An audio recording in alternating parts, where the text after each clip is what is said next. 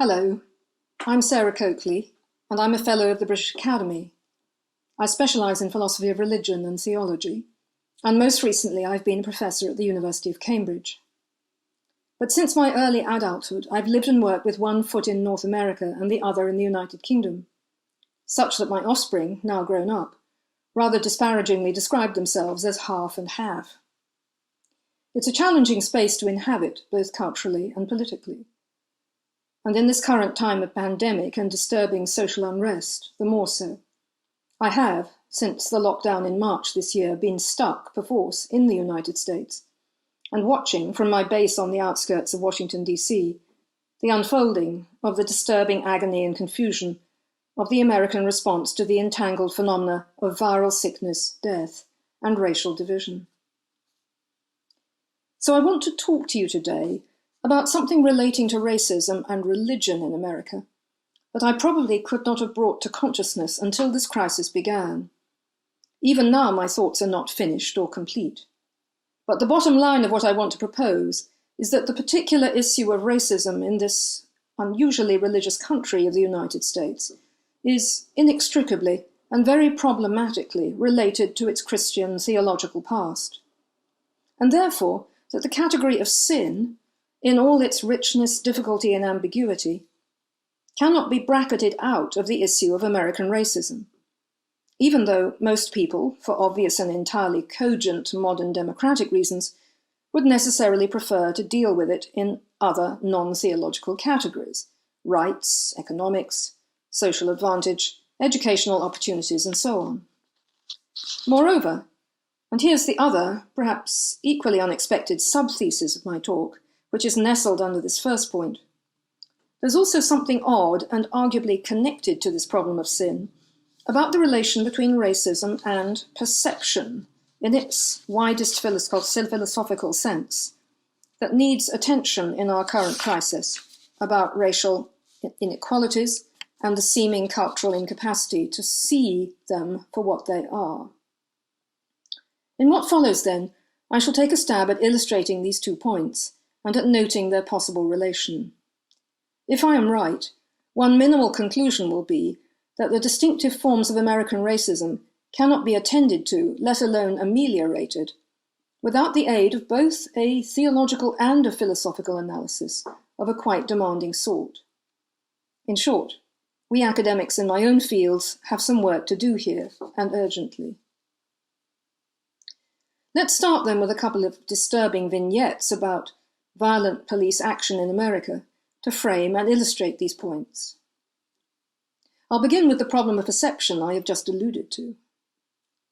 During the heights of the violent protests occasioned by the police shooting in August 2014 of an unarmed young black man, Michael Brown, in Ferguson, Missouri, a local black rapper calling himself Tef Poe emerged not only as a vibrant and prophetic singer about the shootings, but as a canny spokesman and analyst of the underlying racial tensions.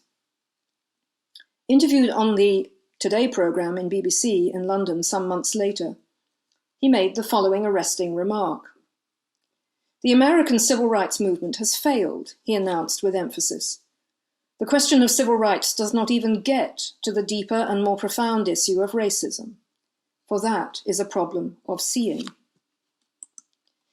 There are many things that Tef Poe might have meant by this remark, but the most obvious was to point to the seeming semiotic ambiguity of Michael Brown's last act in having lifted his hands in the air in front of the white policeman who fatally shot him, but who himself interpreted this gesture aggressively. Hence the significance of the Hands Up United movement, of which Tef Poe is the co-founder. In other words, there was, prima facie, a failure under the conditions of what is now called systemic racism to see and understand not only Michael Brown's immediate intentions, but also to see him as a citizen with certain intrinsic rights under the law. Since the witnesses to this death, however, both black and white, later gave contradictory accounts, and some indeed changed their testimony in the course of the court investigation, the problem of seeing here was never fully resolved, and indeed still remains highly contentious. Now take another case which is, if possible, even more problematic and disturbing.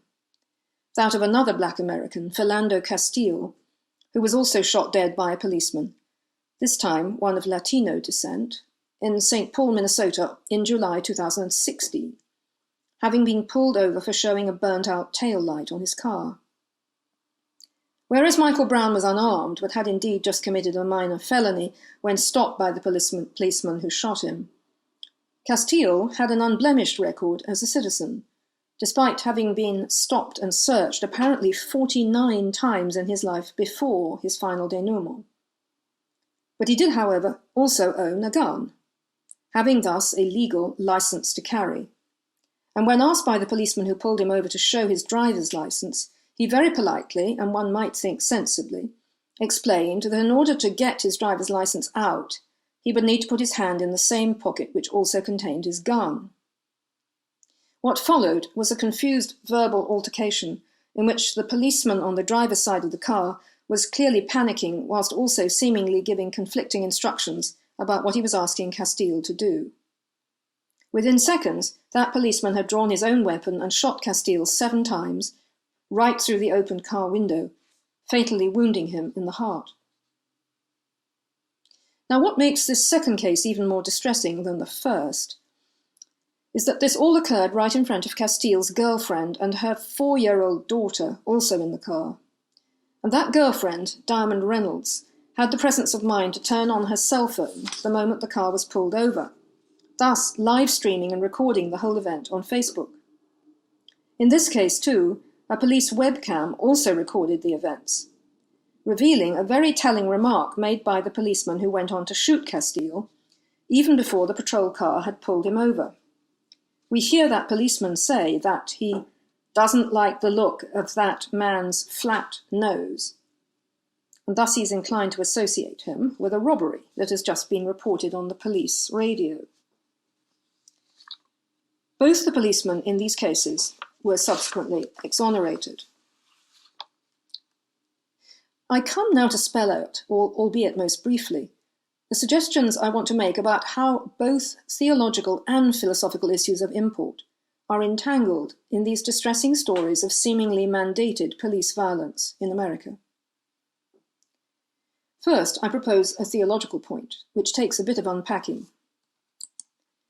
When confronted with the inability of an essentially Enlightenment civil rights discourse of democracy to explain the pervasive hold of hidden systemic racism in American life today, that same liberal discourse now reaches in some desperation for the rather murky notion of implicit bias, a condition of supposedly unconscious motivation, which various leading departments of psychology, not least that at Harvard, have made it their task of late to expose and chart. Here, we might say, is a central paradox of Western modernity, writ large.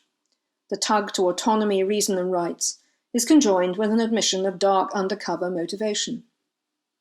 Thus Kant meets Freud, with some bemusing results. And the theoretic basis of these psychological exposures of unconscious racial prejudice remain, at least for now, highly contentious. Much less controversial, from a theological perspective then, might be a re-examination of the explanatory power of the doctrine of original sin, itself an infective and subterranean state, according to the Augustinian paradigm, and leading notoriously, in the famous narrative of the fall in Genesis chapter 3, to the hostile blame of others, the woman, the serpent, when what is really at stake, according to this same classic biblical narrative, is the shame and self-deception involved in one's own sin against God, a shame which in this text is associated most interestingly with a distinct perceptual change for the worse, for they saw, that is in shame, that they were naked. Is not racism then at base a sin problem, or rather a sin come perception problem, a problem rooted in this deeply occluded shame and other blame nexus? But the paradox associated with the appeal to the theological here, of course, is that its pervasive impact on American culture and history has been, and still is, appallingly two-sided. The story of the fall may both be used to re-identify and expose the other blaming capacity of the empowered over the disempowered, or, alternatively, to justify it. The history of white American Christianity is, after all, replete with biblical mandates for a racist system. And, as taught at the end of the 19th century, with great seriousness, with an influential post-Darwinian interpretation of the fall that actually identified the serpent in Genesis 3 with the Negro, so-called, half beast, half man, the famous missing link. In short, the history of America's stories of sin is laden with racist theological presumptions, which themselves urgently need further excavation and exposure, in order to give greater texture and content to any unconscious bias theory.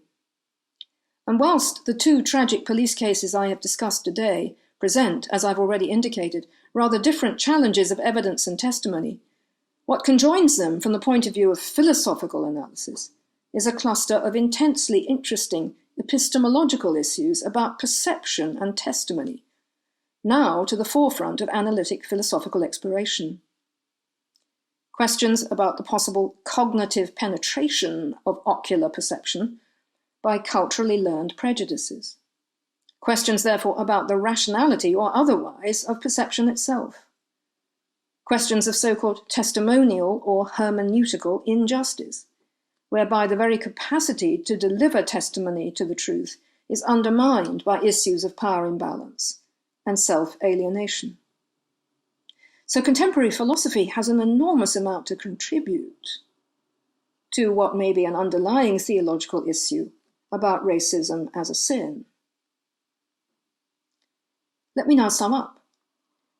I judge that there will be no fulsome theoretical solution to the systemic racism problem in the United States without the astute and intensified application of theological and philosophical tools to it, alongside, of course, those of the much more expected historical, economic, sociological, and legal perspectives.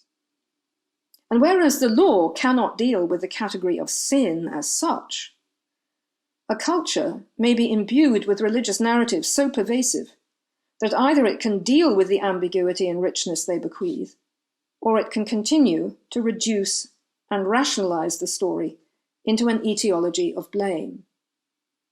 So the uncomfortable truth about the historic power of Christianity in the United States is that it has itself been the purveyor of the distinctive forms of American racism.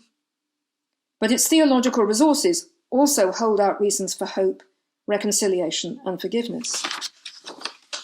In such an extraordinarily religious country, endlessly bemusing for that reason to the European sociologist of religion, religion cannot be left out of the racism problem, either for ill or good.